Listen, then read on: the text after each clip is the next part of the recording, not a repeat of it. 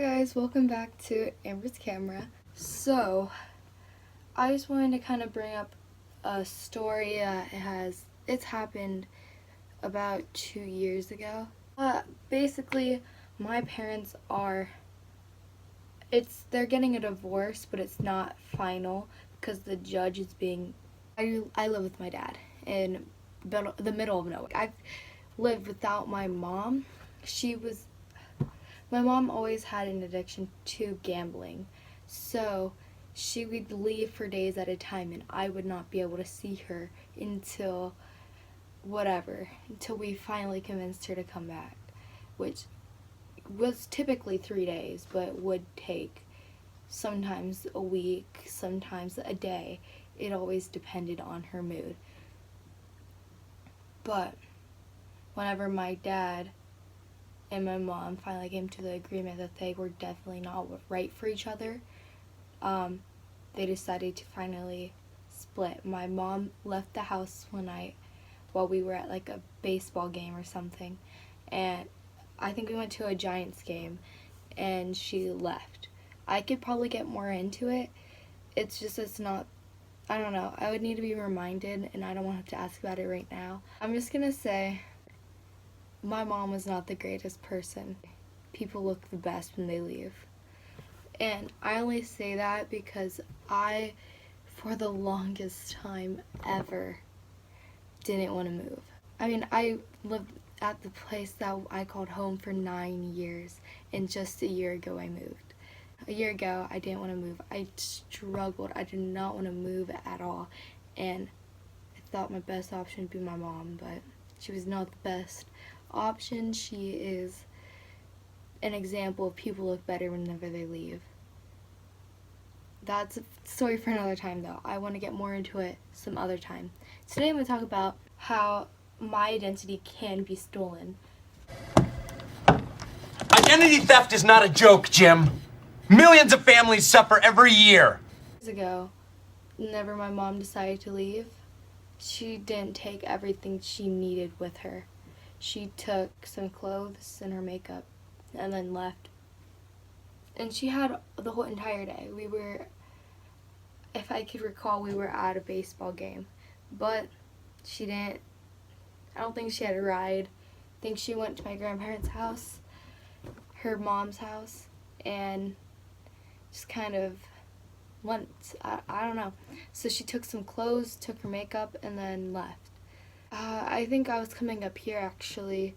This is where, 'cause we are living next to my dad's parents currently, and we used to live next to my mom's parents. We came up here to visit my grandparents. Yeah, we're up here, and she broke in. She came in through my back window. Here's a picture of the bottom floor.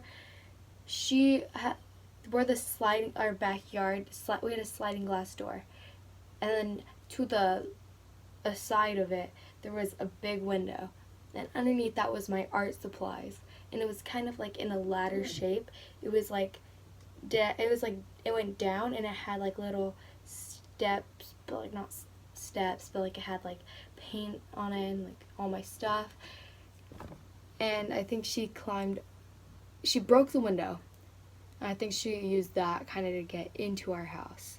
And she ended up going into our garage, stuff like that, breaking into everything. She knew where our documents were because she was our mother. She was a stay-at-home mom. She took care of us. We were gone. She broke in. She took a whole bunch of random stuff. I had this iPad that I would text my cousin with when we were younger, and it's a good thing just to have. And she took that. She took money off my desk. It wasn't even a lot. I was in 6th grade. She took blinds. My blinds were broken, and we were about to get my blinds fixed. She took that to return it or something. I don't even know. She took all of her nail supplies. She did cosmetology for a bit. And she also knew where our documents were, like our birth certificate, our social security number, like the little card, the card that has our social security number and stuff. She took that. She took mine, my dad's, my sisters and my brothers, and I think she took like tax forms from my uncle. So we had all of that stolen, plus a bunch of other important stuff that I don't really know, just for money. But then the documents were just so she could have us back, to prove that she was a good mother and not forgetting about us. The problem is, she had to get a ride from someone else. She had this man drive her there and back. A man that we've never been introduced to, a man that we've never seen before, a man that we've never heard about even. That man came into our house helping her find stuff that wasn't even worth it. Like, she left the documents, all of our social security number, her own children's social security card, in that man's truck. She still had her phone connected to like our bill and stuff. My dad went through all the things, found his number. We ended up meeting the man. We met him in like a Walmart parking lot.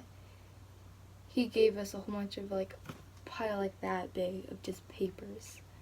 And in that was my social security card and the tax papers. My siblings' social security card was still, both of theirs were still nowhere to be found.